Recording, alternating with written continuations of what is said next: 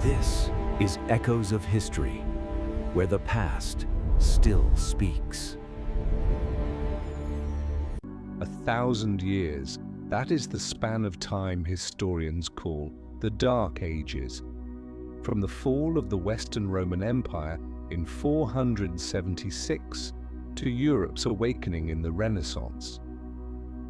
But if you turn back the pages of history, the first thing you sense is not darkness, but emptiness.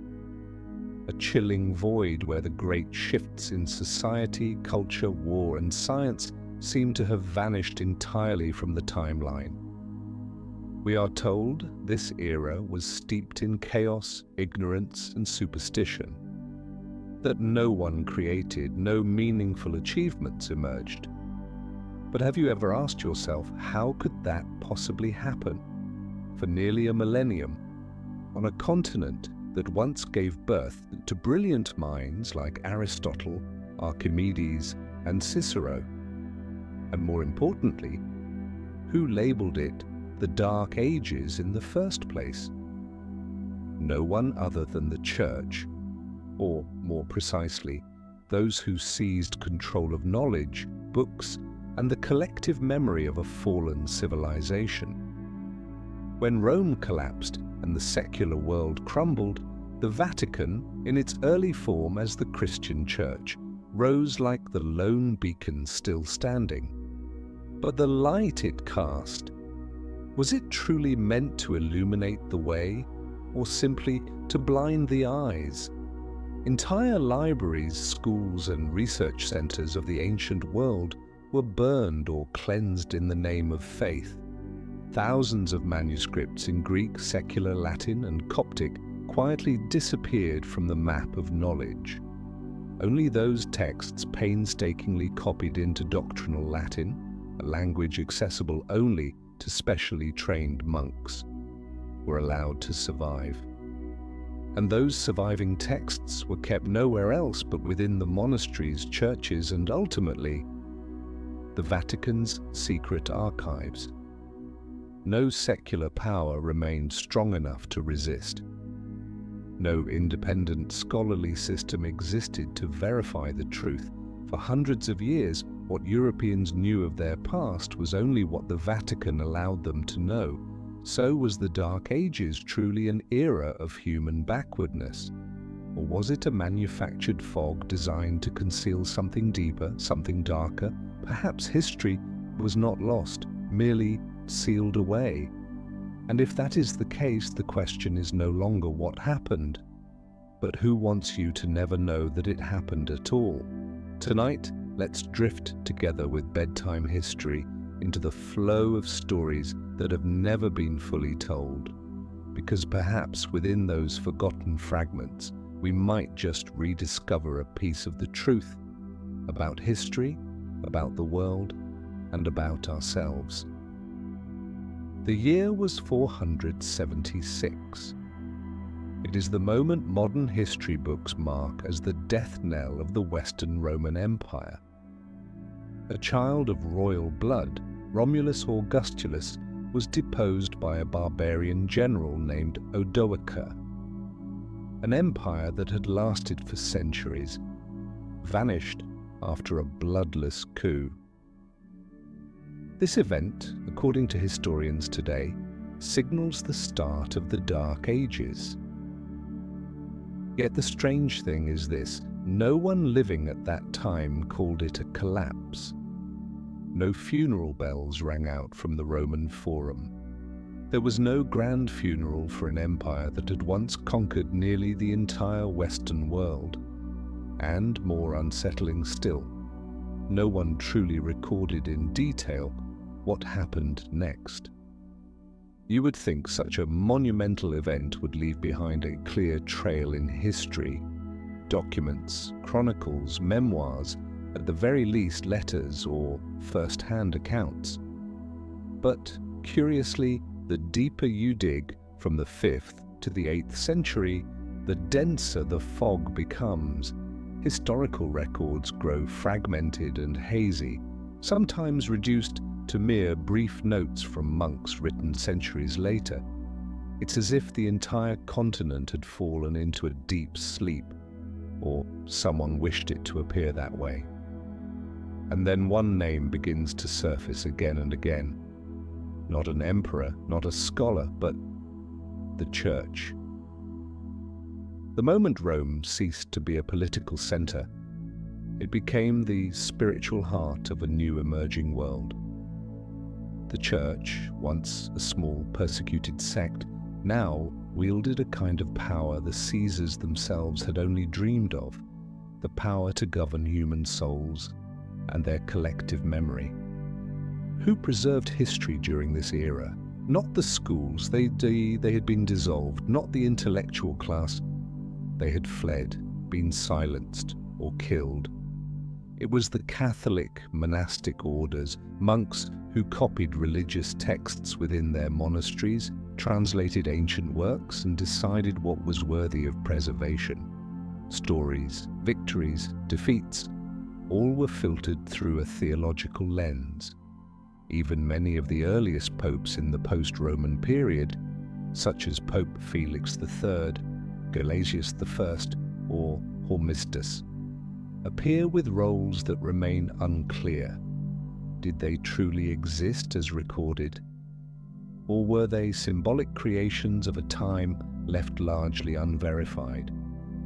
More striking still, between roughly 500 and 800, Europe's historical record grows so thin, it seems the entire continent was erased from the map of history. Meanwhile, in the Middle East and Asia, records continued to flourish, detailed and reliable. Why was it only Europe that entered a blank void lasting 3 centuries? The question is not simply what happened, but rather what was kept, and who had the authority to decide. Perhaps the fall of Rome was not an end at all, but the beginning of a new order, one where power no longer belonged to warriors on the battlefield, but to those who shaped history from the shadows. If you look at the historical landscape of Europe from the 5th to the 10th century, you won't see the colors of blood, fire, or breakthrough. Instead, you'll find a thin layer of dust covering everything, from the great structures that once stood to the very memory of its people. There are no clearly documented major wars, no scientific discoveries, no grand architectural achievements emerging from this period. It's as if the entire continent had slipped into a deep hibernation. But this was no natural sleep. It was as if someone had thrown a heavy blanket over Europe, blocking the light and erasing memory. Even cities that once thrived, Milan, Lyon, Cologne, left behind no new trace for centuries, no philosophical manuscripts, no paintings, no new maps, and strangest of all, no stories. Those who lived through that era, if they did, left no account, or their voices were erased by unseen hands. Meanwhile, if you glanced toward China during the Sui and Tang dynasties, it was a golden age. Block printing was invented, musical instruments evolved, and poetry reached new heights with masters like Li Bai and Du Fu. Further west in the Arab world, science flourished.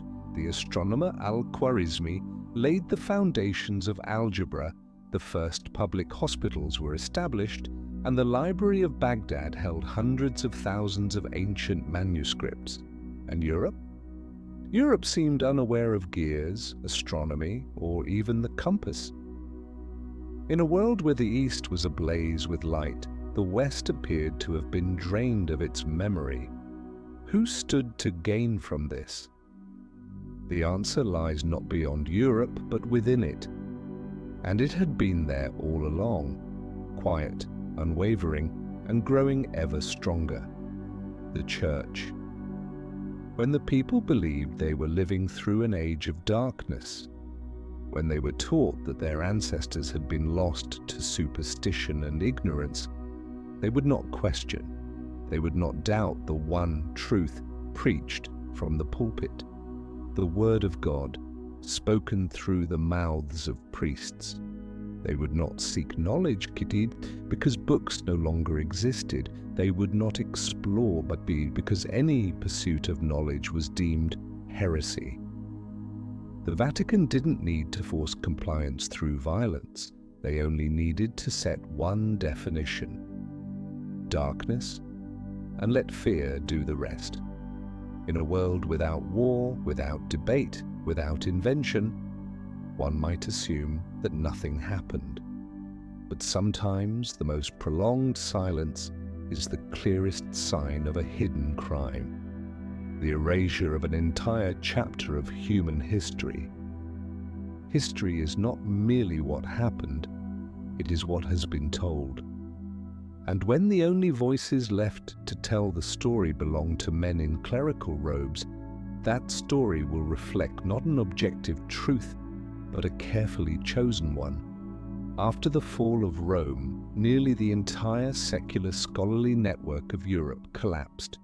Public libraries were abandoned, secular schools closed their doors. Scholars, if they survived, either withdrew into isolation or bowed to the church in order to continue their work.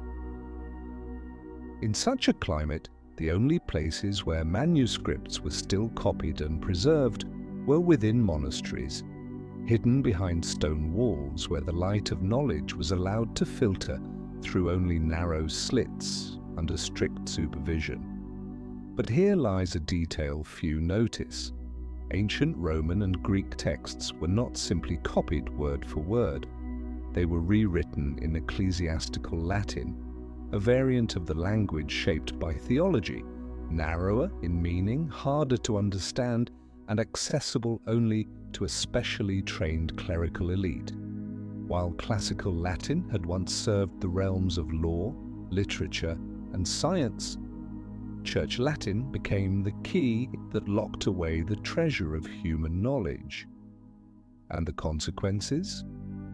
The mathematical writings of Pythagoras, the political theories of Cicero, the natural philosophy of Aristotle, if deemed incompatible with church doctrine, were reinterpreted or simply left uncopied. Thousands of works labeled heretical, pagan, or unnecessary for the salvation of souls were burned, lost, or consigned to the dark vaults where no one could ever reach them again. Thus began a new era, one in which knowledge was no longer a light to enlighten mankind, but a tool to control it.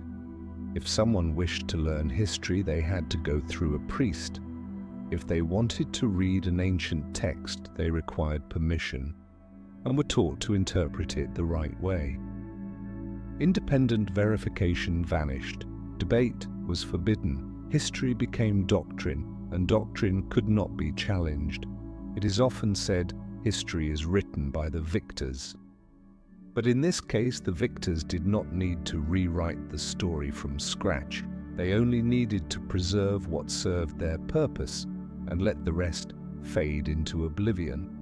And so, within the shadows of stone monastery walls, a new version of history was crafted, not with blood and fire, but with ink and silence.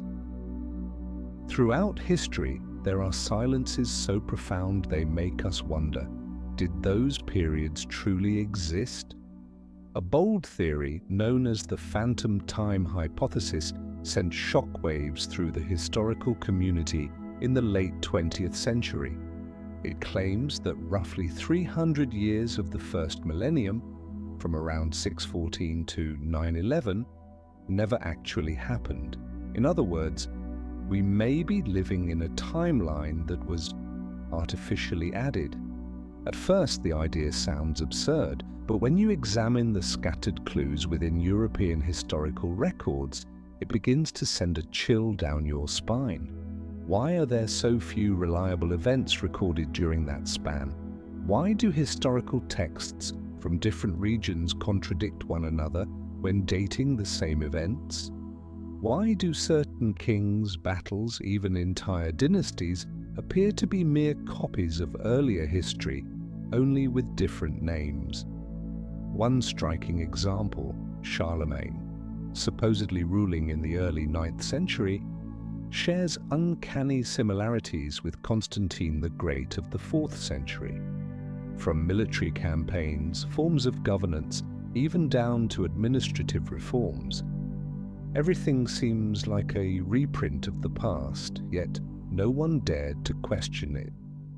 And who had both the power and the motive to manipulate the very flow of time? Scholars often point to three names: Otto III, Holy Roman Emperor, the monk and historian Gerbert of Aurillac, later Pope Sylvester II, and of course, the Vatican. If extra years could be inserted into history, kings could ascend the throne at the divinely appointed moment. An empire could legitimize its rule in the eyes of God simply by adjusting the timeline. And if the Church wished to declare its authority as granted by prophecy, then the timeline itself became the perfect tool. Curiously, the Vatican has never publicly refuted this theory, but neither have they confirmed it. As with many moments in history, the Church's silence is not a denial. It is a way to keep every possibility within their grasp, so that no one can verify or disprove the truth. A force that controls both knowledge and time has no need to argue. It need only outlast all doubt. And so we may be living within a history that has been edited, like a theological manuscript crafted by those who understand how to wield time as a tool of dominion, not through weapons, but through the calendar. Perhaps the world we inhabit is not only fragmented, but staged, a theatre where the past is curated, the future is guided, and the present a place where real memories and fabricated ones intertwine in silence. If you open the list of popes recorded by the Vatican from the 8th to the 10th century, you'll find a long succession of names, each titled Vicar of Christ on Earth. But here's the strange part. For many of them, there is no concrete evidence they ever truly existed. From Pope Sabinian and Stephen III to names like Valentine, Donus II, and even John XIV, most of the records about them exist solely in documents preserved by the Vatican itself, with no independent confirmation from sources outside the Church. There are no relics, no contemporary accounts, no significant actions recorded, only brief and vague biographical notes. Secular historians have begun to ask, did these popes truly exist? Or were they products of a historical reconstruction, filling in the blanks of a period that may have been erased, or perhaps never occurred, the way we've been led to believe? Rewriting the list of popes is not just an exercise in preserving the past, it is a powerful tool for shaping the legitimacy of present authority. If a pope in the 11th century wished to prove that his position was an unbroken line of succession from St. Peter, the first chosen by Christ, then the chain could not appear broken. Each papal reign had to serve as a sacred link in an unbroken chain. And if a few hundred years of history happened to be missing, all they needed to do was insert the necessary names. It didn't stop there. The Vatican also canonized many figures for whom no archaeological evidence or historical proof exists outside of legend. These saints are often described as having lived, suffered martyrdom, and spread the faith, precisely during the very periods now suspected of being empty, a coincidence too convenient to ignore. Relics, bones, and miraculous stories surfaced just in time, as if crafted to complete a narrative written in advance. And in that grand narrative, the Vatican was not merely a witness, it was the director. What did this systematic creation achieve? It built a sanctified history and that conveyed a sense of timeless endurance and divine authority for the Church, a power that could not be questioned, for it appeared to flow directly from God through an unbroken lineage. And so, no one dared to ask, if one pope never existed, how much more of history has been fabricated simply to preserve the illusion of uninterrupted power? When memory is shaped by belief, and belief is controlled by those who hold history in their hands, then truth, even if it once existed, becomes just one version among many, permitted by those in control. If there is one thing that cannot be forged, it is the movement of the heavens. A total solar eclipse, occurring at a specific location on a specific day, can be predicted and verified with near-perfect accuracy, both in the past and the future. It is a cosmic clock immune to politics or belief, and for that reason, astronomy has long been the most powerful tool for verifying historical timelines.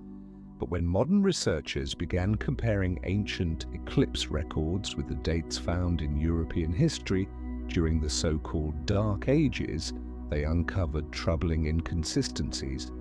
Eclipses documented in ancient Greek, Jewish, or Chinese texts, when cross-referenced with Western historical accounts, often had no corresponding event.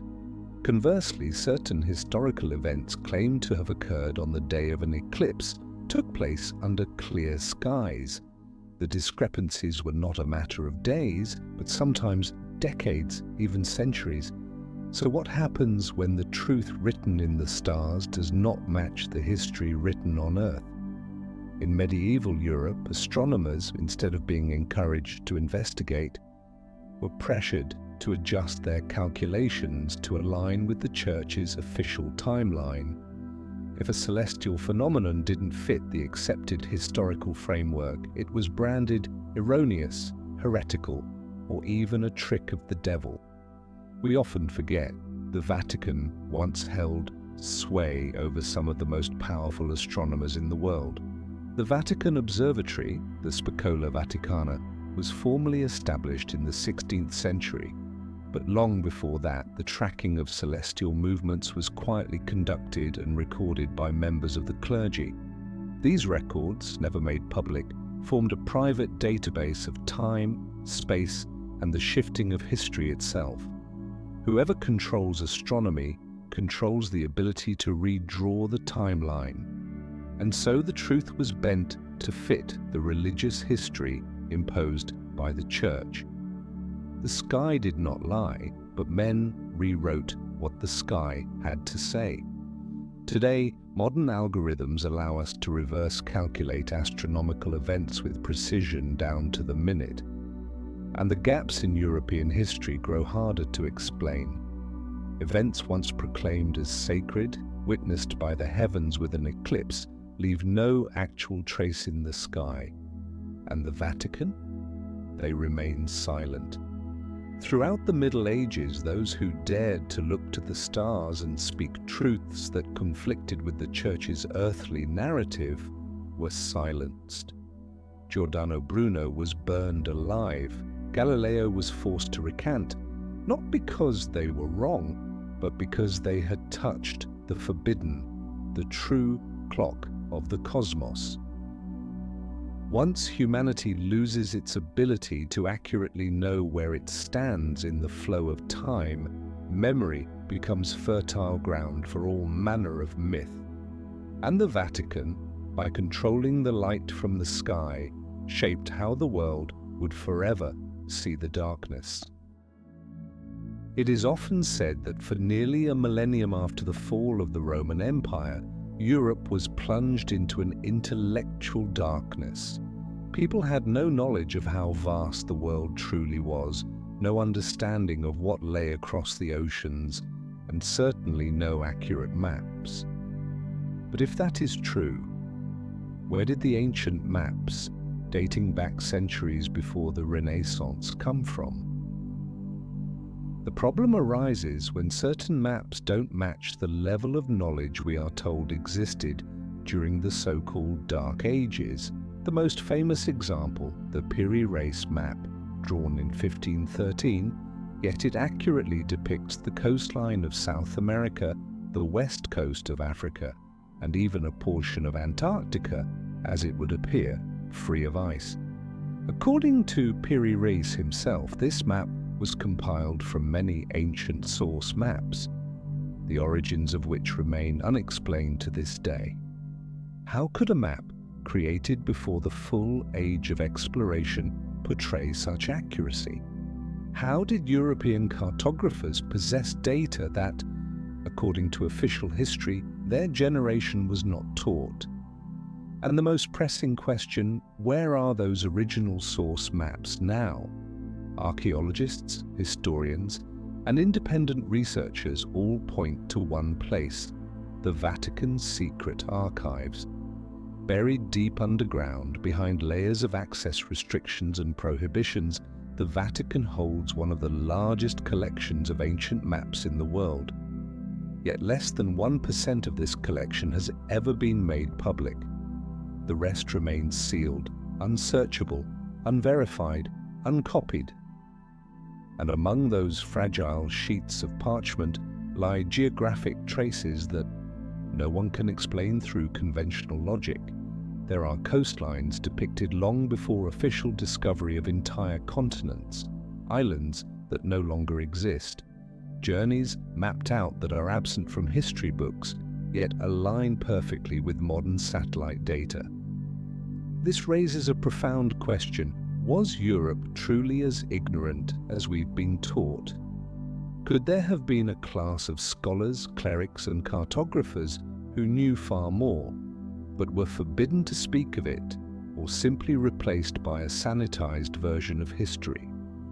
And if the Vatican holds these maps, what exactly are they protecting?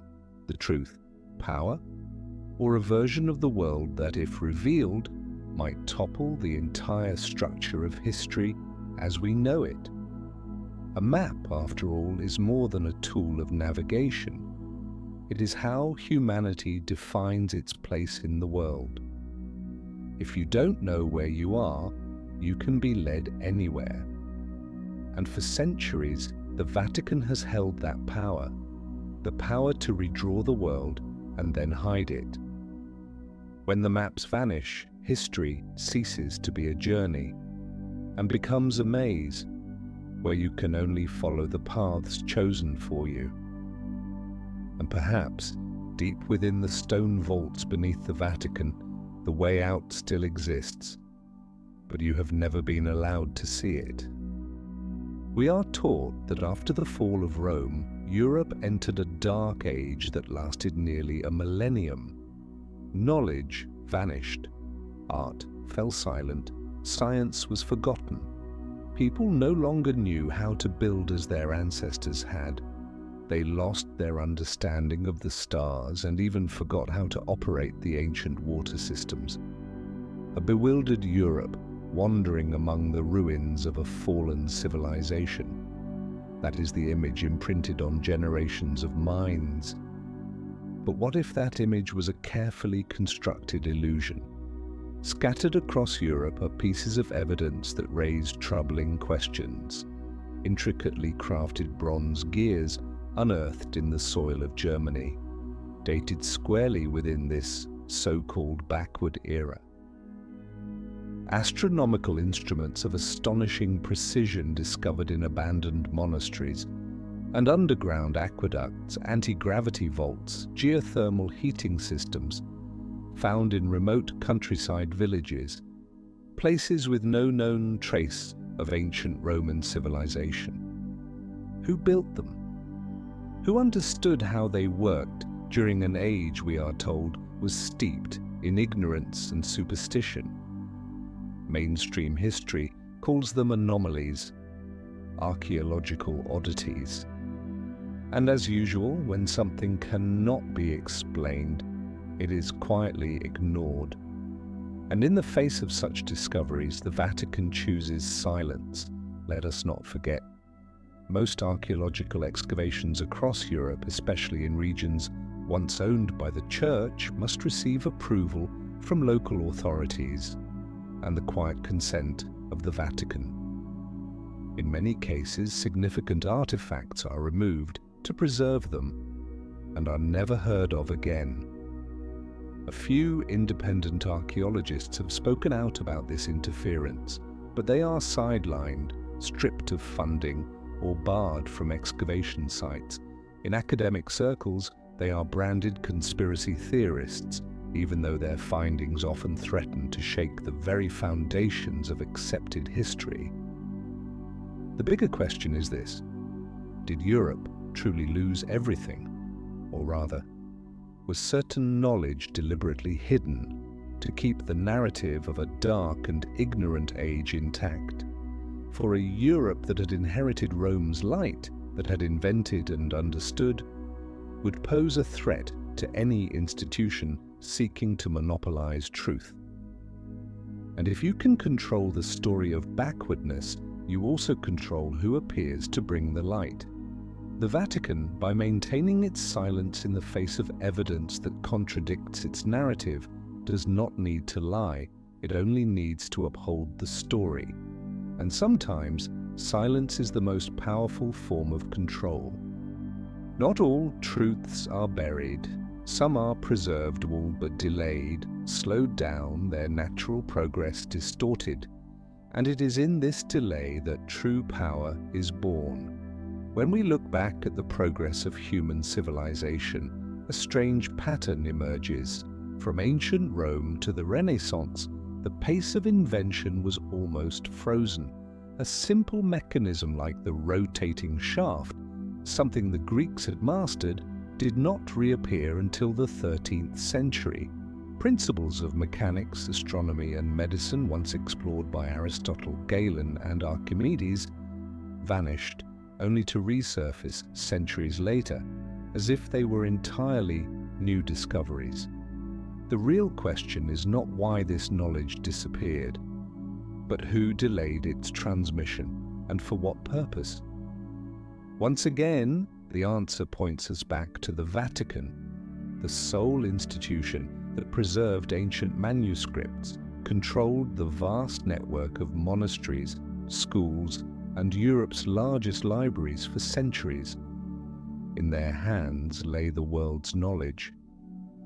And the point is not that they destroyed it, but that they selectively stored it, releasing it slowly in carefully measured doses. When a religious power controls not only souls, but also the flow of history, delay becomes a weapon. A society that only copies the Bible and asks no questions will not invent. A generation taught only of heaven and hell will not concern itself with astronomy or anatomy. 1,000 years without innovation does not mean people were ignorant. It may mean they were steered into a pre-written historical script.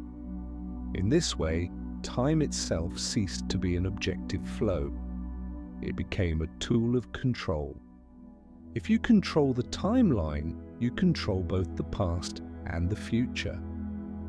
The Vatican did this by controlling official history, dictating the dates of events, deciding when something was allowed to exist in humanity's collective memory.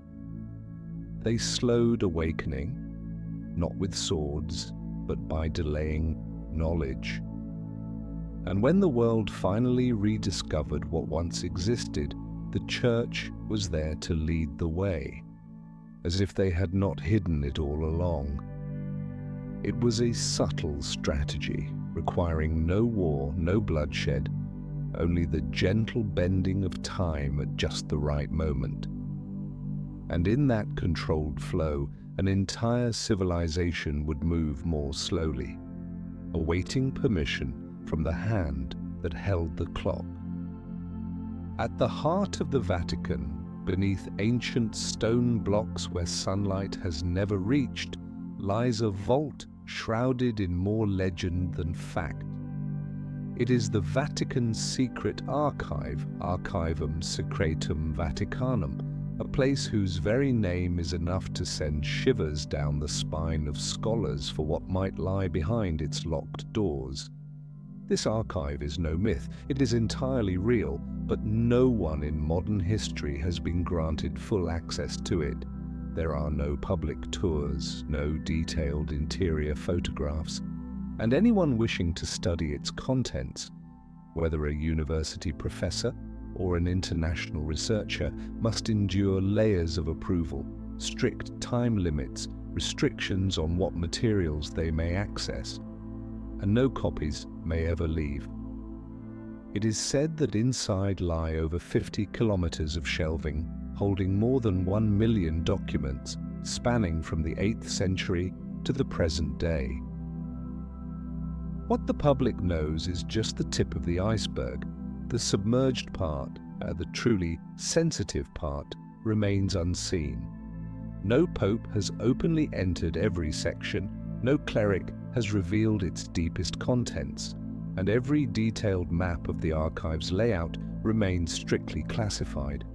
Rumor has it the archive holds original manuscripts excluded from the Bible, secret records of heresies and ancient magic, private journals of popes from the earliest days to the present, including things they would never publicly confess, and most intriguingly, ancient maps depicting the world in ways vastly different from what we are taught. Yet what makes the Vatican's secret archive so unique is not the volume of documents, but the way they are withheld. Centuries ago, the Vatican defined the word secretum not as secret in the modern sense, but as private. It was a clever linguistic shield. We are not hiding, we are simply keeping it private. But if what you are keeping private includes the truth about human history, is it still just an archive? No one knows exactly what is concealed within. But everyone knows this: if there is any place on earth capable of guarding the missing pieces of history, it is this one. Not because of its depth, but because of the absolute silence that surrounds it. And when a religious institution holds a library where even kings, professors, and scholars cannot freely enter, then perhaps true power does not rest upon a throne, but upon a shelf no one has yet been allowed to fully read. There are documents that were not lost, not damaged, not destroyed by war, but simply hidden, carefully, systematically, intentionally. Inside the Vatican secret archive, according to scattered accounts from a few scholars granted limited access, there are ancient manuscripts that predate the Middle Ages, even the very birth of the Christian Church. They are not myths. They do not come from distant eastern lands. They are the products of a body of knowledge that once existed within Europe itself, before that light of knowledge was dimmed beneath the cloak of faith. Some of these manuscripts are said to be written in ancient languages not yet fully deciphered, perhaps a Proto-Latin or even heretical Greek. They contain astonishingly accurate astronomical records, anatomical diagrams of the human body, and philosophical reflections that far surpass the theocratic worldview the Church would later impose. Why are they hidden? Because they conflict with the constructed order. If there were proof that Europeans once possessed advanced knowledge even during the so-called Dark Ages, the entire narrative of Christ brought light back to a dark world would crumble. If wisdom existed outside of the Bible, the Church would lose its claim to sole authority over truth. An ancient manuscript detailing non-Euclidean geometry from the 4th century. Another describing planetary motion along elliptical orbits, concepts not publicly introduced until Kepler's time. Or a medical handbook from Gaul, written in a mix of Latin and Celtic, containing healing formulas modern medicine still cannot replicate. These things were not forgotten and they were concealed. And the strange thing is this: whenever someone happens to uncover a fragment, a passage, a single page, someone always appears to retrieve it, invariably under the guise of cultural preservation or protecting the faithful from distortion. But truth does not need preservation in the shadows. It needs only to be free. Yet the Vatican, acting as both guardian and gatekeeper, has granted itself the power to decide what may be revealed, what must remain dangerous. And dangerous here does not mean false, but rather too true, too soon. Perhaps these manuscripts have not been lost at all. They may still lie preserved within stone walls upon wooden shelves in perfect conditions, but as long as they remain unread, unshared, unseen, they might as well not exist. And that is the most insidious form of destruction history has ever known. Knowledge preserved so that it can never spread. Perhaps no book in human history has been more tightly controlled across the millennia than the Bible. More than just a sacred text, it has served as the legal, political, and social foundation for a vast spiritual empire stretching from Europe to South America. Yet what few people realize is this: the Bible we read today is not the original, but the result of a long process of editing, selecting, excluding, and erasing. The Vatican has never denied this, but it has never explained why certain texts were excluded or what might happen if they were released to the public. Scholars refer to them as apocrypha, but the word apocryphal here does not mean false. It simply means these writings were not permitted to circulate, not to be read in church, and not included in the official canon of the Bible. Among them are powerful texts: the Gospel of Thomas, the Gospel of Mary Magdalene, the Gospel of Philip, the Book of Enoch, and the Gospel of Judas Iscariot. These writings present a very different image of Jesus, not as a distant supernatural figure, but as a spiritual teacher calling for inner awakening and urging people to seek the truth within themselves, rather than depending on any religious institution. If that were accepted, what then of the Church's unique role? What of its position as the intermediary between man and God? Some texts go even further. Speaking of human history before Adam, describing cycles of destruction and rebirth on earth, or referencing the existence of beings of light not part of the visible world. Such ideas stand in direct opposition to the creation doctrine the Vatican has upheld for thousands of years, and so rather than allowing these texts into academic discourse, they were stamped as heretical, not to be printed, not to be taught, not to be discussed. For centuries, simply possessing a copy of one of these texts could lead to execution, burning at the stake, or life imprisonment. Even more telling, many of these texts were later discovered in ancient monasteries, secretly copied by monks, as if they knew that one day the truth would need to be told. Today, although some of these works have been declassified and republished, the Vatican still refuses to recognize the doctrinal value of any of them. They remain silent. They invoke sacred tradition. Yet with each passing day, the question becomes more obvious. If these writings were truly worthless, why hide them so well? Perhaps what the Vatican fears most is not that people will believe the words, but that people will start asking questions. And in history, every true awakening has always begun with a question that seemed, at first, harmless. Not every war is fought on the battlefield. Some wars are far more silent, with no swords or shields, yet capable of setting entire civilizations back by centuries. These are the wars waged against ideas, where the enemy is knowledge itself.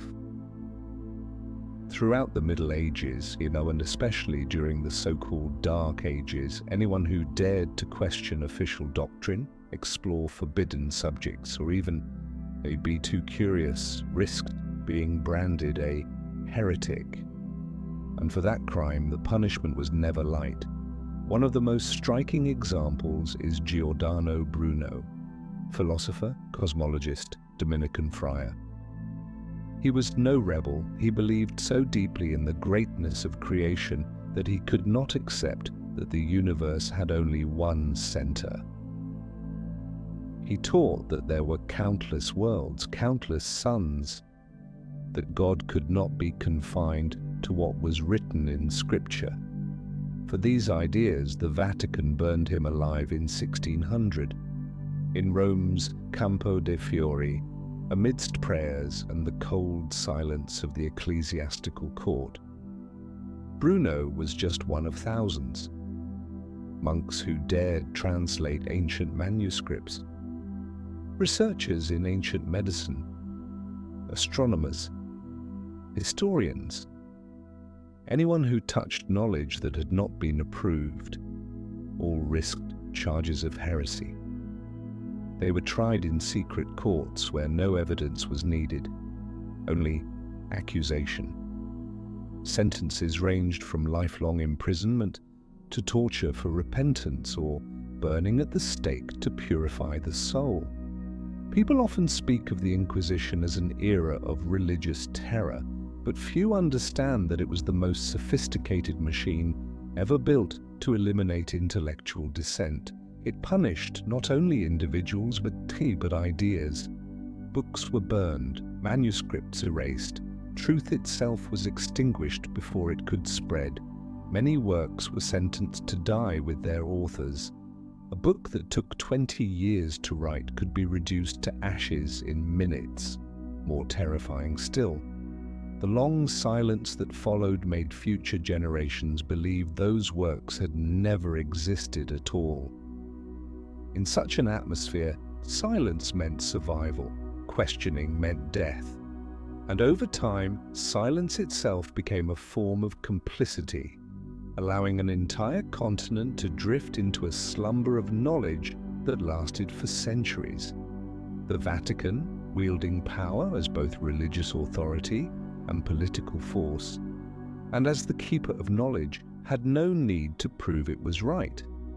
It only needed to maintain control, purge those who were too awake, and that was enough to keep truth buried in darkness.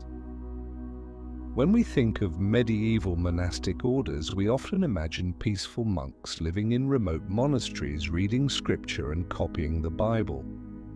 But beneath that serene image lay a highly organized network, quiet yet far-reaching, operating much like an intelligence service whose true mission was books. From the 8th century onward, as empires collapsed, libraries disintegrated, and ancient knowledge scattered across the land, the Church embarked on a subtle yet relentless campaign to collect every surviving manuscript before it could fall into heretical hands. Who carried out this mission? Not popes, not kings. The task fell to the monastic orders, particularly the Benedictines, whose monks were present in nearly every major monastery across Italy, France, England, and Germany. The Franciscans, whose initial mission was humility and learning, but who also proved adept at reaching local communities. The Dominicans, the future enforcers of the Inquisition, and perhaps the most formidable of all, the Jesuits, men of intellect, strategy, and absolute loyalty to the Vatican. Under the banner of spreading the faith and preserving religious heritage, monks were granted access to every land, every library, and every scholar known to possess valuable manuscripts. They did not arrive with swords, but with invitations, prayers, and empty satchels ready to be filled. Countless ancient texts, Greek, Roman, Persian, Egyptian, from mathematics and philosophy to astronomy, were borrowed for safekeeping and never returned. Entire libraries that once held thousands of books after a century under the care of monks were reduced to shelves containing only the Bible and its commentaries. Anything that did not serve doctrine was removed or rewritten to fit theological narratives. And the originals, of course, they were not burned. Burning was barbaric. The Vatican was far more refined. The texts were placed somewhere safe, where no one could see them, access them, or even know how many existed. The Vatican's secret archive, TED as we have already seen, became the final resting place for most of these manuscripts. And it was through these quiet, persistent, subterranean monastic channels that the Vatican amassed not only the faith of the Western world, but the deepest memory of human civilization itself. For centuries, these monks were more than clerics. They were archivists, censors, and erasers of history, professionals at it. There was no need to destroy. Possession alone was enough. There was no need to argue. Silence sufficed, and as the ancient light of knowledge was hidden behind stone walls, people began to believe the world around them was truly dark, because the light had been gathered into a single lamp, held by those who would allow it to shine only when they deemed it fit. When the light of knowledge is gathered into a single place, and all others are forced to live in darkness, the inevitable happens. Some will find a way to keep the light for themselves. Not everyone bowed their heads. Not every scholar was burned at the stake. Some survived, not by betraying the truth, but by hiding with it. And slowly, over time, across generations, a secret network began to form, the secret societies. There is no official record pinpointing when these societies first emerged, but from the 11th to the 14th centuries, their traces began to appear. Strange symbols etched into churches, mysterious carvings in crypts, architectural works of remarkable sophistication that contained knowledge well beyond their era. Among them, the most prominent, Freemasons. Originally master builders, they evolved into a closed intellectual community, rich with codes, rituals, and an intricate hierarchy. They constructed Europe's greatest cathedrals, yet adorned them with symbols unrelated to Christianity. The sun, the moon, the eye, spirals, mathematical ratios. Rosicrucians, a mystical brotherhood rumored to possess ancient wisdom from Egypt and Babylon, passed down through generations in handwritten manuscripts and layered metaphors. Alchemists, branded by the church as sorcerers, but in truth chemists, philosophers, and astronomers seeking truths beyond the boundaries of sanctioned faith. These societies shared a common thread. They did not deny religion, but neither did they submit to it. They believed there existed a primordial stream of knowledge, deeper, older, and truer, which predated the religious institutions that later sought to redefine reality. And most crucially, they suspected that the Vatican had seized much of that knowledge and buried it behind stone walls. This is why many Masonic symbols can be read as underground maps, a way to pass on truth through imagery during times when spoken words could lead one to the stake. Geometric designs, symbols like the letter G, God, geometry, gnosis, or the compass and square, all encoded ancient wisdom understood only by those who were initiated. The secret societies did not openly confront the Vatican, but in the shadows they served as a counterbalance. They did not seek to overthrow religious authority, only to ensure that the flame of knowledge was not extinguished. And this raises a deeper question. If secret societies managed to preserve fragments of the truth for centuries, it means that The Vatican could not control everything.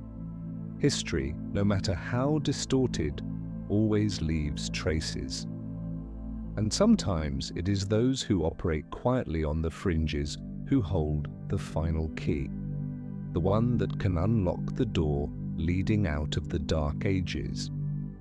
When the light of knowledge is gathered into a single place, and all others are forced to live in darkness, the inevitable happens. Some will find a way to keep the light for themselves. Not everyone bowed their heads. Not every scholar was burned at the stake. Some survived, not by betraying the truth, but by hiding with it. And slowly, over time, across generations, a secret network began to form, the secret societies. There is no official record pinpointing when these societies first emerged, but from the 11th to the 14th centuries, their traces began to appear. Strange symbols etched into churches, mysterious carvings in crypts, architectural works of remarkable sophistication that contained knowledge well beyond their era. Among them, the most prominent, Freemasons. Originally master builders, they evolved into a closed intellectual community, rich with codes, rituals, and an intricate hierarchy. They constructed Europe's greatest cathedrals, yet adorned them with symbols unrelated to Christianity. The sun, the moon, the eye, spirals, mathematical ratios. Rosicrucians, a mystical brotherhood rumored to possess ancient wisdom from Egypt and Babylon, passed down through generations in handwritten manuscripts and layered metaphors. Alchemists, branded by the church as sorcerers, but in truth chemists, philosophers, and astronomers seeking truths beyond the boundaries of sanctioned faith. These societies shared a common thread. They did not deny religion, but neither did they submit to it. They believed there existed a primordial stream of knowledge, deeper, older, and truer, which predated the religious institutions that later sought to redefine reality. And most crucially, they suspected that the Vatican had seized much of that knowledge and buried it behind stone walls. This is why many Masonic symbols can be read as underground maps, a way to pass on truth through imagery during times when spoken words could lead one to the stake. Geometric designs, symbols like the letter G, God, geometry, gnosis, or the compass and square, all encoded ancient wisdom understood only by those who were initiated. The secret societies did not openly confront the Vatican, but in the shadows they served as a counterbalance. They did not seek to overthrow religious authority, only to ensure that the flame of knowledge was not extinguished. And this raises a deeper question. If secret societies managed to preserve fragments of the truth for centuries, it means that the Vatican could not control everything. History, no matter how distorted, always leaves traces. And sometimes it is those who operate quietly on the fringes who hold the final key, the one that can unlock the door leading out of the dark ages. In every totalitarian regime, control over weapons or wealth is never the ultimate goal. The truest and most enduring form of power is the ability to shape how people think. And to control thought, you don't need to brainwash. You simply need to leave people with nothing to think about. When history falls into the hands of a select few, and knowledge is dispensed drop by drop from approved pulpits, the public mind gradually empties. They do not question, not because they are forbidden to, but because they no longer know what is worth questioning. It was during the so-called Dark Ages that a vast mechanism of mental control silently took hold, extinguishing the flame of awareness by draining the fuel of knowledge. In the monasteries, monks copied the Bible endlessly, but not the works of Aristotle, Archimedes, or Ptolemy unless they served doctrine. In the churches, the faithful were taught about sin, heaven, and hell, but never about social structure, true history, or the power of language. Generation after generation grew up with only one vision of the world, that they were sinners and that only the church held the key to their salvation. And so ignorance became a kind of faith. Those who knew little were seen as devout. Those who asked questions were seen as dangerous. Knowledge ceased to be noble. It became a sign of arrogance, even heresy. It must be emphasized this was not natural ignorance. It was engineered ignorance, cultivated, maintained, and fiercely protected. In many regions, literacy was forbidden to the general population. For centuries, only the clergy were allowed to read. Even monks were denied full access to the Bible, taught only those portions deemed appropriate. The church did not need to oppress every nation. It only needed to keep the world shrouded in a fog of unknowing. And when you live your entire life in the fog, you will think it is light. This is why the journey to control the mind did not happen overnight. It was a process spanning centuries, subtle, non-violent, coercion-free. All it required was time, silence, and for no one to remember that there had ever been another time, another world, where asking questions was allowed. And the most frightening part is this: when ignorance becomes the norm, the one who knows too much is seen as the outcast. The world falls into a cycle, and when the Vatican holds the keys to both memory and the future, it needs say nothing at all. It only needs to remain silent, so that we may all continue to live in a dream, where truth has been replaced by convenience, and light is something you are only allowed to see when someone permits it. It is a bitter irony. While science is born from curiosity, from the desire to understand the universe, life, and ourselves, during the era known as the Dark Ages, that very curiosity became a sin that could not be forgiven. Not because science was wrong, but because it was right. When Galileo Galilei peered through his crude telescope and declared that the Earth revolved around the Sun, he was not merely making a scientific statement. He was shattering an entire worldview, one carefully constructed over centuries. Where mankind was taught it was the center of the universe, created by God and governed by divine will. A worldview the Vatican had sealed with faith, scripture, and authority. For that declaration, Galileo was put on trial, and he was forced to recant the truth before the Inquisition, not because it was false, but because it threatened the system of control. He survived Autiste, but spent the rest of his life under house arrest, not because he was a rebel, but because he dared to look to the sky and speak what he saw. But Galileo was not the first. Before him came Roger Bacon, the 13th century English scientist imprisoned by the Franciscans for pioneering ideas in optics and experimentation. There was Michael Servetus, burned alive for challenging certain doctrines and proposing the theory of blood circulation. And there were hundreds, perhaps thousands of other scholars, nameless, unrecorded, erased from collective memory simply because they dared to think differently. The issue was never the content of science. The issue was control of the truth. When the Vatican declared that all truth must pass through the gate of doctrine, any theory that did not fit was forbidden to exist, no matter how correct it might be. Medieval universities, many of them church-run, were not bastions of free thought.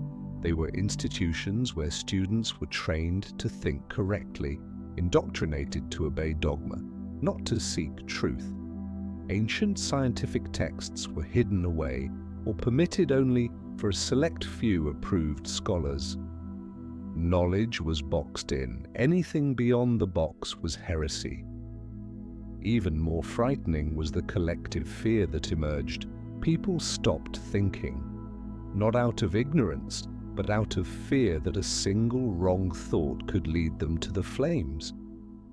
And so science became a stranger in the very lands that had once given it birth. It was not until centuries later, with the intellectual revolutions of the Renaissance and the Enlightenment, that humanity began to shake off the invisible chains that had forced it to bow before the darkness. But by then, how many years had been lost? How many inventions had been stifled?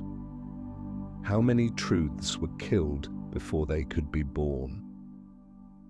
And the most haunting question of all, how many truths still lie hidden in the vaults, where no light has yet been allowed to shine? Imagine an age where people knew how to build complex irrigation systems, design structures far ahead of their time, and calculate the movement of the stars with astonishing precision, and then all of it suddenly vanished from the timeline. Not because of war, not because of natural disaster, but because it didn't fit the story those in power wanted to tell. For nearly a millennium, from the fall of the Roman Empire to the dawn of the Renaissance, Europe is said to have fallen into a deep slumber, an era with no major inventions, no grand constructions, no meaningful scientific progress, a period of history that seems to have been placed on pause. Yet curiously, other civilizations did not sleep. During that same time, China invented the printing press, the compass, and gunpowder. The Islamic world performed surgical procedures, advanced optics, and translated the entire treasury of ancient Greek knowledge into Arabic. India made breakthroughs in mathematics, astronomy, and traditional medicine. Only Europe, under the Church's control, seemed to know nothing. In truth, it wasn't that Europe lacked creativity. It was that periods of creativity were deliberately erased from collective memory. Inventors, thinkers, architects, they may have existed, may have left their mark, but their work was never acknowledged, never passed on, or worse, replaced with tales of miracles. If a grand structure was built that exceeded the techniques of the era, no one sought the engineer. They sought a relic. They claimed a saint had touched the stone, and the cathedral rose overnight. Machines were called gifts from God. Unusual knowledge was attributed to divine revelation, and so miracles became the answer for everything that was not allowed to have an answer. That narrative was not harmless. It stripped away belief in human potential. It smothered the desire to question. And it left future generations too afraid to ask, if not a miracle, then what? Who truly created these works? What did they know? And why was it never taught again? In ancient maps, in documents hidden deep within the Vatican secret archive, many scholars believe there is evidence of these broken periods of creativity, strange notations of unknown origin, blueprints beyond the capabilities of the time, notes no one dares to translate. But when miracle is used as the excuse, every question becomes an insult to faith. And so, brick by brick, knowledge was replaced by the fog of dogma. No one remembers the creators, but everyone remembers the miracle. And in that collective forgetting, power was reinforced. You don't need chains if children grow up in a prison they believe is a school. You don't need force if you can control collective memory, starting with textbooks. For centuries, education was not a tool for enlightenment. It was an extension of power, especially in medieval Europe, where the Vatican controlled the entire school system. From lesson content to teaching methods, from the first letter, a child learned to the concepts they were never allowed to encounter. A child born into that world would be taught that the earth was the center of the universe, that mankind was created in 6 days, that all knowledge lay within the Bible. And if anything contradicted those sacred words, the fault was not with the text, but with the child. From a very young age, children were taught to believe before they understood, to memorize before they questioned. Critical thinking wasn't merely discouraged, it was considered sinful, because in that system faith was supreme and obedience was the highest virtue. What children weren't taught was even more alarming than what they were. They weren't taught about other civilizations. They weren't taught about Greek science, Islamic medicine, or Chinese inventions. They weren't taught that humans could build their own future. Instead, they were taught all knowledge comes from God, and through one authorized intermediary, the Church. This wasn't an oversight, it was a strategy. When a child is raised on a distorted version of history, they grow up not just lacking information, but lacking the ability to recognize that they are missing it. They would go to church, learn to read, and believe the world had always been this way. That knowledge was the privilege of those in robes, that truth came not from experiment, but from sacred sermons. Thus, an entire generation became faithful followers, not of religion itself, but of submission. The truth never needed to be completely hidden. It only needed to be replaced with more manageable versions, and ideally injected into young minds before they were strong enough to defend themselves. This is why even today, certain parts of history remain blurred, simplified, or replaced with myth, not for lack of information, but out of an ancient fear that if too many people understand history correctly, they will start asking questions. And when a generation capable of asking questions emerges, power begins to crack. When people think of controlling history, they often picture manuscripts burned, scholars silenced, or secrets hidden in the Vatican secret archive. But there is a subtler way, quieter, yet more effective than any flame ever lit by the Inquisition. The textbook. The 19th century, the age of the Industrial Revolution, rising nationalism, and the standardization of education.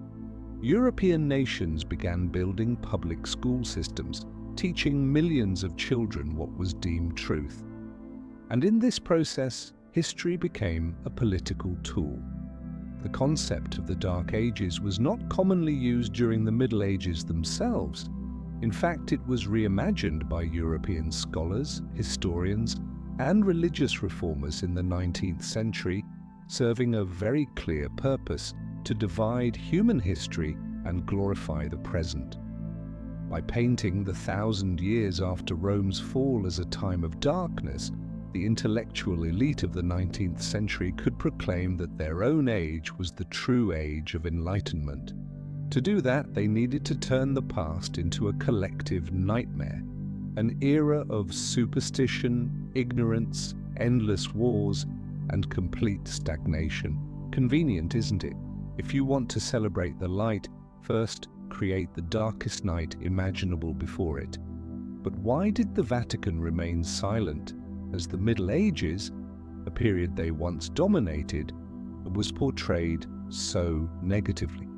Because they didn't need to respond. For centuries, through their control of knowledge, they had already left behind a fragmented historical legacy, one perfectly suited to being labeled the Dark Ages. And once that label was stamped onto textbooks taught in schools and repeated across generations, it became truth. The 19th century textbook did not merely record history, it established official memory. From Germany to England, from France to Italy, students were taught a neat, linear history. Greece to Rome, to Dark Ages, to Renaissance, to Enlightenment, to modern age. A tidy story, easy to teach, easy to remember, but it ignored so much. The forgotten achievements in mathematics, medicine, and architecture during the Middle Ages, the crucial role of the Islamic world and the East in preserving and advancing knowledge, and most of all, the deliberate obfuscation of the Vatican's role from controlling knowledge to purging dissent in shaping the so-called darkness. Thus, in the classrooms of the 19th century, millions of children grew up believing there had been a time when nothing progressed, when all was steeped in superstition. No one taught them to ask, why, and who told this story? No professor mentioned the secret archive. No textbook questioned the disappearance of centuries of historical records. No one suggested that the Dark Ages might be a coat of black paint, brushed on by those who wished to make themselves appear whiter and brighter. Have you ever noticed that in nearly every movie set in medieval Europe, the sky is always grey? Crumbling castles, muddy roads, peasants in rags, eyes cast downward as if they've forgotten how to dream. Violence everywhere, superstition rampant, and always a dark church looming in the background, its giant cross casting a shadow over all. This is no accident. Cinema, especially since the 20th century, has become humanity's unofficial historian. And in the case of the Dark Ages, it hasn't merely retold part of history, it has redefined an entire era. While 19th century textbooks created the concept of the Dark Ages, mass media turned that concept into an emotional truth. People don't need to read a single document to believe that medieval times were a black hole of ignorance.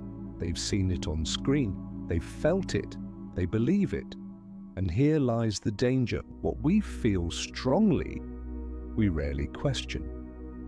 From Hollywood films like The Name of the Rose, Kingdom of Heaven, Braveheart, to countless series about witches, heretics, and inquisitions, the imagery is recycled endlessly. A stern church, ignorant peasants, dungeons and torture. Rarely do we see the advanced Islamic learning centers, the sophisticated ancient maps, or the influence of Eastern knowledge on Europe at that time. Why? Because the narrative of a dark age where the Vatican was the only light is far too convenient. It's easy to script, it offers clear contrasts, and most importantly, it aligns perfectly with what those in power have long wanted the public to believe. Once the image of the Dark Ages has been seared into collective memory through film, comics, games, and documentaries, any effort to reclaim the truth starts to feel like counter-propaganda. Those who question are branded extremists. Those who doubt are seen as eccentric. Anything that contradicts what we've all seen is instantly resisted. The reality is this: during the so-called Dark Ages, there were quiet advances in agricultural techniques, mathematics, Romanesque and Gothic architecture, and schools of logical thought within monasteries. But such details rarely make it to the screen. And the Vatican? It remains there, sometimes criticized in dark portrayals, yet simultaneously maintained as the sole beacon of knowledge in a supposedly ignorant world. A strange, but useful, contradiction. So when a child grows up learning from standardized textbooks while consuming hundreds of hours of media built around the same narrative, At some point, history stops being a question and becomes a completed picture, a picture painted by directors, screenwriters, and the sponsors behind the camera, not by those who actually lived through the era. And thus the truth does not die in the dark, it dies beneath the spotlight. When an institution claims to be the center of truth, the first thing the world is entitled to ask is this: let us see everything you know, but with the Vatican. That has never happened. For centuries, the Church has confiscated, censored, and banned thousands of texts, from ancient manuscripts and scientific records to historical documents and writings from older belief systems. Many of these works were placed on the Index Librorum Prohibitorum, the index of forbidden books, an official list that existed from 1559 until 1966. Even though that list was eventually abolished, reality remains unchanged. The banned works were never re-released to the public. The question is, why? If those texts were truly in error, let modern scholars critique them. If they are harmless, why hide them? And if they simply contain differing, but not dangerous, perspectives, wouldn't an enlightened civilization welcome intellectual diversity? But the Vatican has chosen a different path.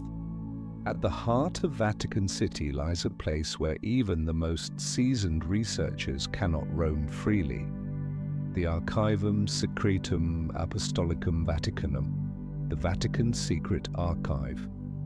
Though the word secretum originally meant private, in practice it means sealed. Only a tiny number of scholars are granted access. Each must request specific documents, one at a time, no photography allowed, no copying at will, and any material that contradicts church doctrine is kept in the deepest vaults, where only the chosen few may ever tread. So, what is being hidden? Some scholars believe there are documents that reveal periods of human advancement erased from the official timeline. There is proof of the true influence of pagan, Arab, and Eastern knowledge on early Christian philosophy. And perhaps, there are writings that show many revealed truths were, in fact, editorial decisions. The refusal to release these works is not forgetfulness, or it is strategy. Because once those ancient texts see daylight, the entire historical narrative will have to be rewritten, not just about the Dark Ages, but about the Vatican's true role in creating the very shadows that define that era. We cannot know for certain what is still locked away, but silence, stretched across centuries, is itself a sign that something needs to stay hidden. No one burns books in the digital age. But if the books are sealed away in a vault with no key, how is that any different than if they never existed at all? And in the absence of truth, the official story continues, taught in classrooms, shown in films, retold by tour guides at St. Peter's Basilica, where the light shines so brightly, no one stops to notice the darkness beneath. Modern history often tells us that humanity fell into darkness after the fall of Rome, and then, nearly a millennium later, awakened in the brilliant light of the Renaissance, an age where Leonardo da Vinci redrew the dream of flight, where Copernicus shifted the universe, where Michelangelo carved the essence of humanity in stone and genius. Sounds like a fairy tale, doesn't it? But if we take a step back and ask, where did the Renaissance truly begin? And why, after 1,000 years of silence, did human creativity suddenly erupt in such dazzling form? The popular answer is they rediscovered ancient Greek and Roman civilization. But something about that doesn't quite add up. First, why did this knowledge vanish for an entire millennium, only to be accidentally rediscovered? Second, how did certain individuals, in a society still socially underdeveloped, reach such astonishing depths of thought, technique, and artistry, almost otherworldly? And third, these ancient sources they found, well, where did they come from? Who safeguarded them for 1,000 years? And why did they surface precisely when they were needed? Once again, the path leads back to the Vatican. Many records suggest that Catholic monastic orders, particularly the Benedictines and later the Jesuits, had long collected, copied, and preserved countless ancient manuscripts throughout the Middle Ages, not to be published, but to be stored. Then, in the 15th and 16th centuries, at a moment when the Church faced a crisis of image and authority, parts of this knowledge were quietly released, branded as rediscovered, and history recorded the moment as the Renaissance. Thus, humanity did not step forward. It turned back into a room from which it had once been exiled. What had been locked away was now selectively reopened, and the narrative of history was artfully repainted. The great painters, astronomers, anatomists became icons of a new enlightenment. But how many of them had access to forbidden, church-held materials? How many had to collaborate closely with the clergy to avoid falling into the trap of heresy? The Renaissance was not an explosion born from the stones of the earth.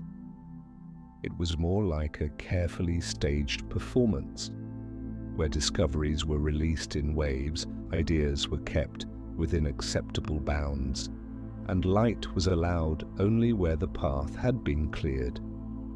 And if what the Renaissance delivered had in fact already existed, even flourished, during the so-called Dark Ages, then the entire historical timeline deserves to be re-examined. Perhaps we never truly lost knowledge. It was simply hidden by those in power, only to be returned at a time most convenient for their own shining moment. That light, brilliant but controlled, did not come from a new dawn. It came from a lamp lit within a darkness they themselves had created. Truth doesn't need to shout, it doesn't need to be repeated 1,000 times. In fact, it is often the things repeated too often, too perfectly, too by the book, that should raise suspicion. From our earliest years, we are taught that history flows naturally. Rome falls, the world enters a dark age, then humanity awakens through the Renaissance, the Enlightenment, and into the modern era. Each period is named, dated, and narrated by certified historians. Everything seems logical, clear, unquestionable, and that is precisely the problem, because real history is never that smooth. Real history is messy and full of contradictions, gaps, and fractured truths. Yet what we learn is strangely seamless, and if you dig deep enough, you'll find there are holes that defy explanation, facts that don't align, truths without evidence. This leads to one inevitable question: has someone rewritten history, not to deceive, but to direct it? And if so, who had the power to do so? Only one group in history has ever controlled all three: knowledge, spirituality, and time. Not kings, not philosophers, not scientists, but the Church. When the Vatican held the entire archive of ancient texts, when monasteries were the only places allowed to copy manuscripts, when ideas that contradicted doctrine were branded heresy, when time itself was recalibrated by the church calendar, when the past was retold from the pulpit, history ceased to be truth. It became a tool, a tool to shape belief, to control thought, and above all, to make us forget who we once were. Did you know there are stretches of history that scholars now question ever truly existed?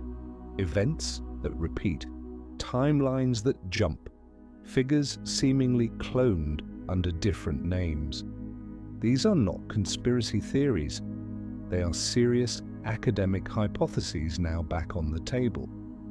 And if those hypotheses are true, if what we believe to be history is actually a version edited, staged, spliced, and printed in millions of textbooks, then the question is no longer, are we being lied to? But what do we even remember of the original truth? And when collective memory is rewritten long enough, thoroughly enough, it becomes reality. A reality we are born into, grow up within, and ultimately die believing, never knowing it may not be what actually happened. In every civilization, those who ask questions are essential. They are the catalysts of progress, the needles that pierce the bubble of consensus, reminding us that no truth is immune to scrutiny.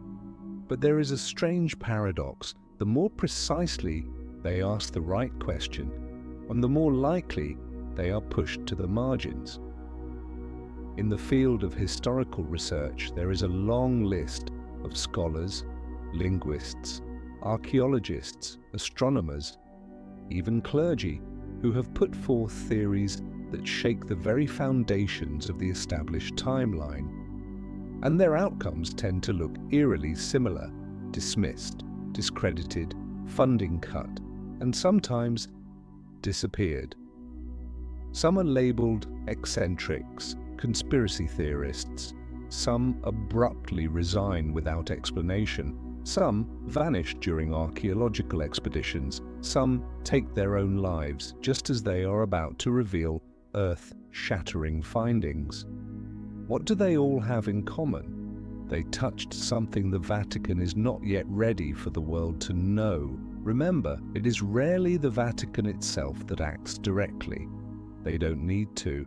There is an entire system cultivated over centuries: academia, research foundations, publishing houses, media, ready to silence any voice that strays too far. And even stranger, dissenting studies about gaps in the historical timeline, anomalies in ancient calendars, illogical maps, pre-Christian texts, almost never appear in mainstream academic journals, not because they are wrong, but because they do not fit within the carefully constructed historical framework. There are independent researchers who argue that the Dark Ages were merely a layer of darkness painted over a period of remarkable advancement.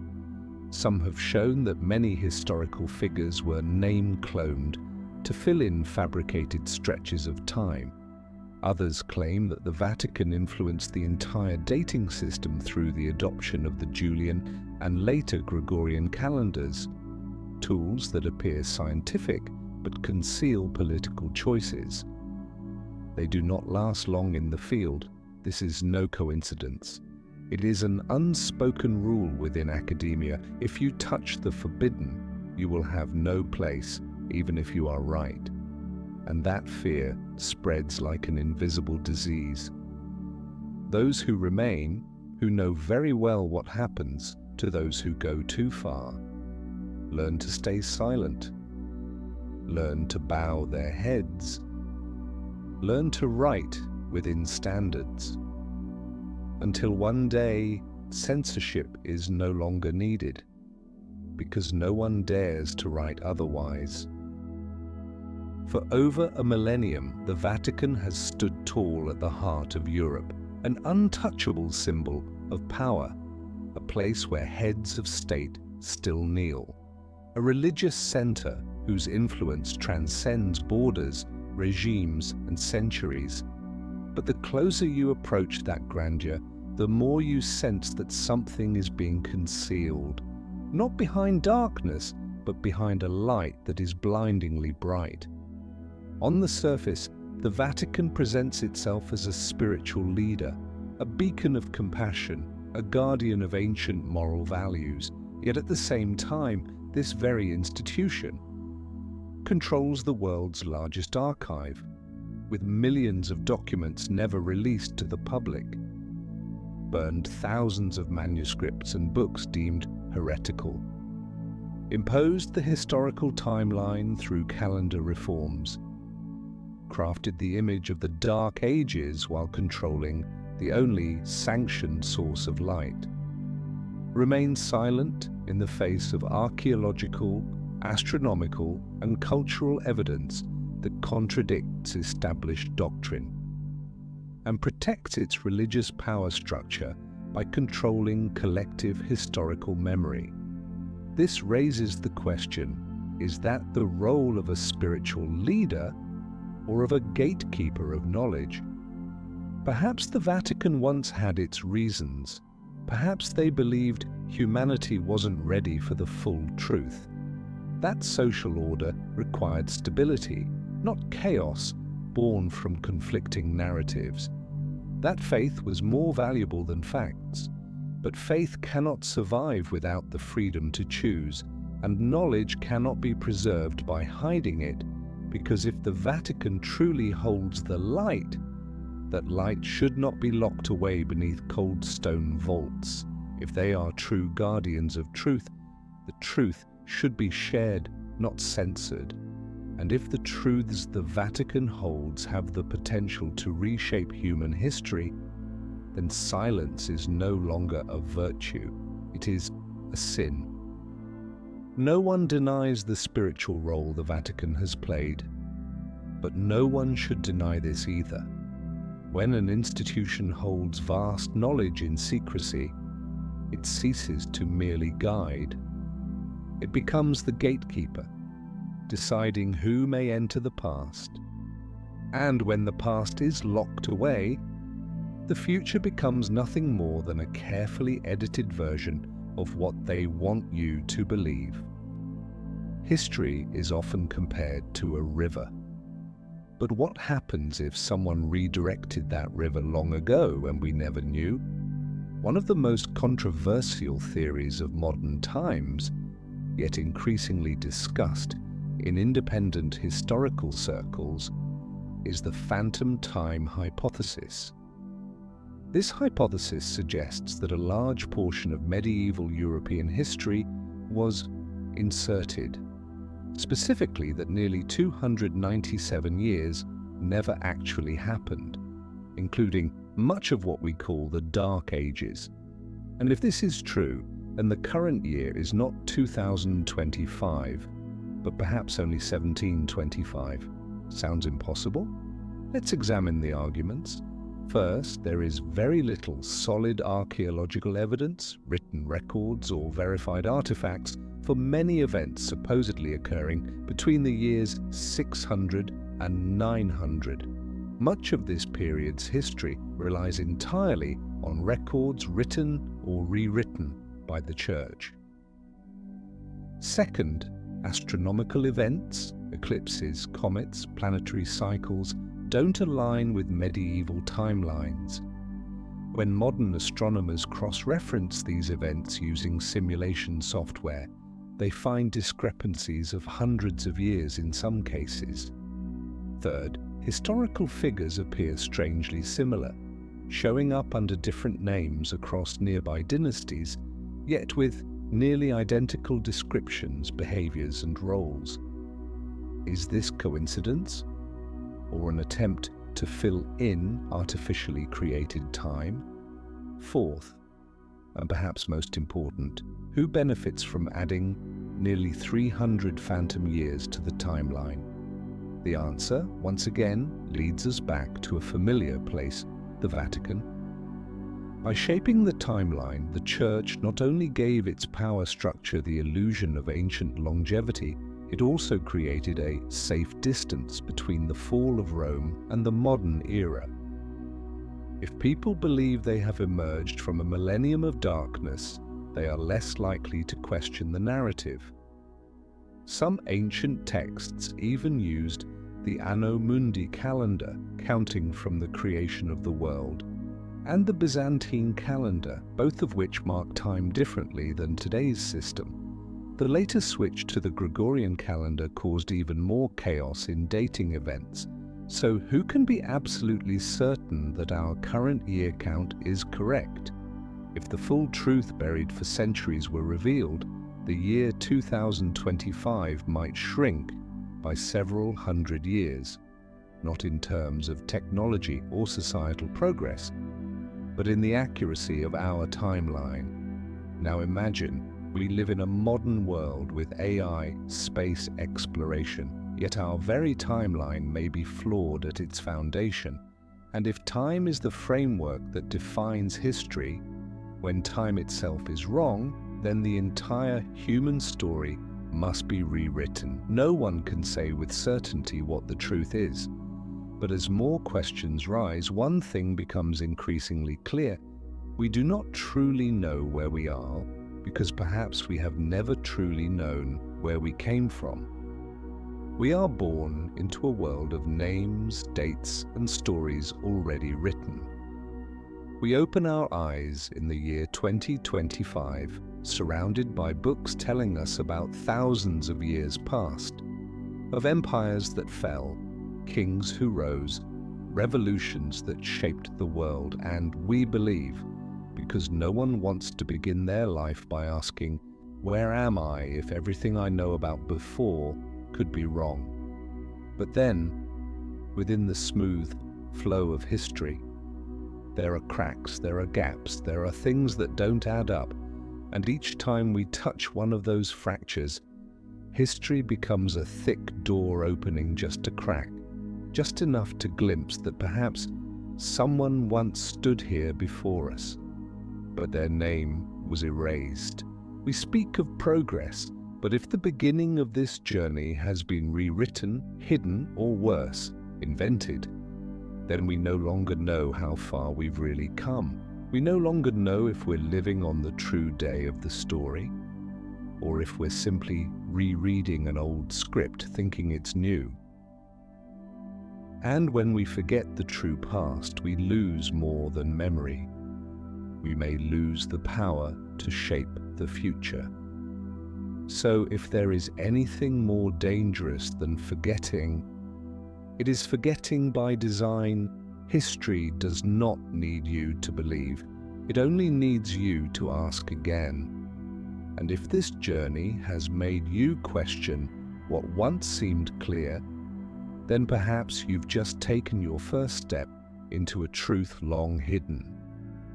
If you believe this story is worth continuing, hit subscribe, not just to follow, but to keep these unanswered questions alive, because sometimes a single right question is enough to shake the foundations of a carefully locked past.